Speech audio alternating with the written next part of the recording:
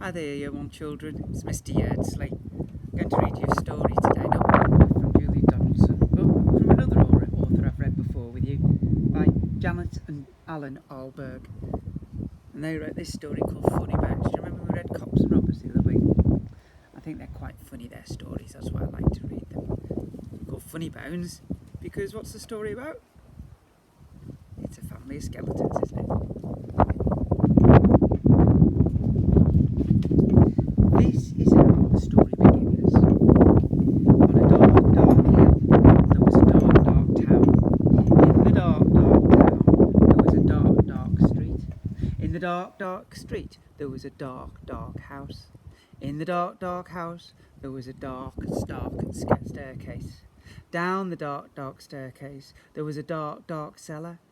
And in that dark, dark cellar,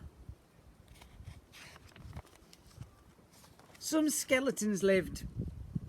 There was a big skeleton, a little skeleton, and a dog skeleton. One night, the big skeleton sat up in bed. He scratched his skull. "What shall we do tonight?" he said. "Let's take the dog for a walk," said the little skeleton, "and frighten somebody." "Good idea," the big skeleton said.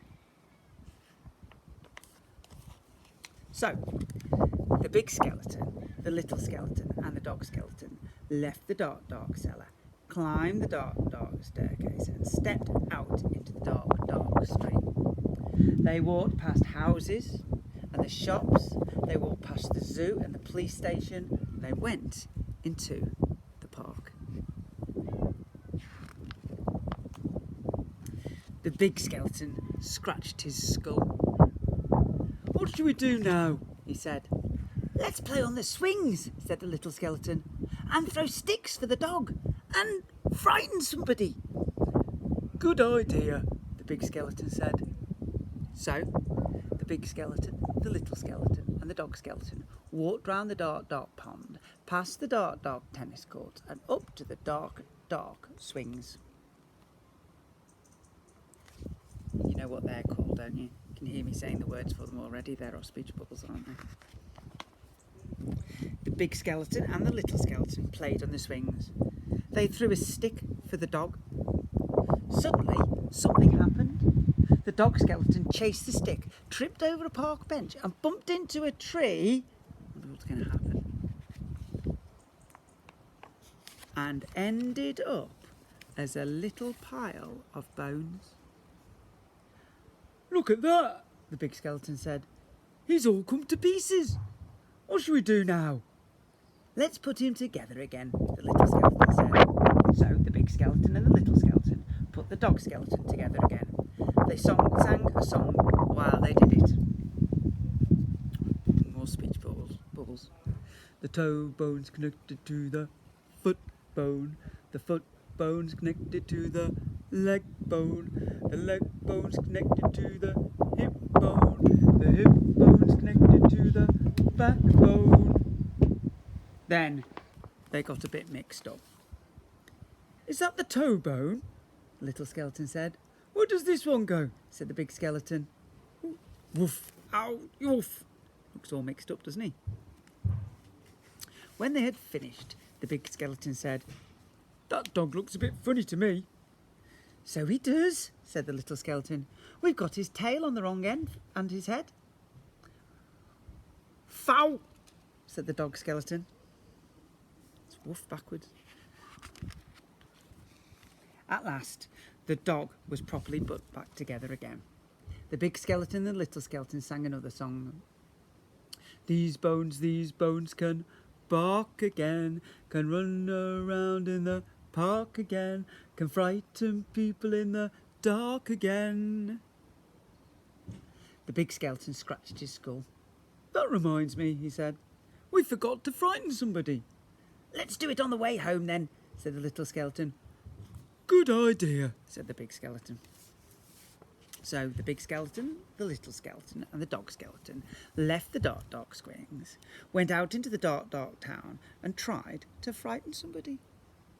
"I wish we had a nice little boy to frighten. I wish we had a nice old lady.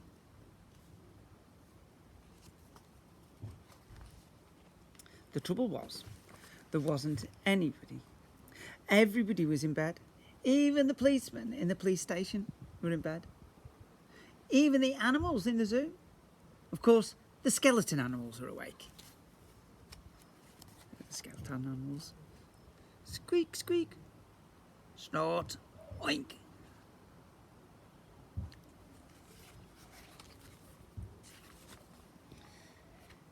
Oh, cheer up, Nelly. Good evening, all. Who's a cheeky boy, then? Have a cup of tea. Pretty Polly, put the kettle on. Mother! Let's have a ride on the elephant skeleton, the little skeleton said. Let's have a word with the parrot skeleton, the big skeleton scratched his skull. Let's keep out of the way of the crocodile skeleton, he said.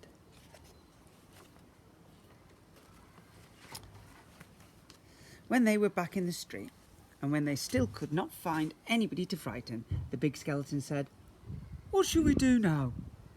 The little skeleton scratched his skull. Let's frighten each other, he said. That's better than nothing. Good idea, the big skeleton said. So, I'm coming to get you. Gotcha! Boo! Meow! Woof! So, after that, the big skeleton frightened the little skeleton. The little skeleton frightened the big skeleton. The big skeleton and the little skeleton frightened the dog skeleton, and the dog skeleton frightened them.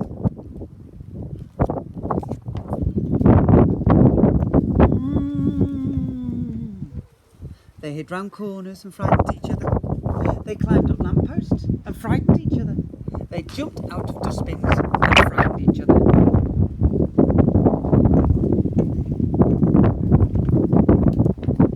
All the way home. And that's how the story ends. On a dark, dark hill, there was a dark, dark town. In a dark, dark town, there was a dark, dark street. In the dark, dark street, there was a dark, dark house. In the dark, dark house, there was a dark, dark staircase. Down the dark, dark staircase, there was a dark, dark cellar. And in the dark, dark cellar, some skeletons lived. Wonder what you'd do if you decided to go and frighten someone. Who would you go and frighten, and what would you do? Be nice to know. Children, hope you're taking care of each other at home. Don't forget our school motto. If you see someone without a smile, give them one of yours. And keep on smiling, and hope to see you smiling at our virtual assembly when we go live on Monday. Bye.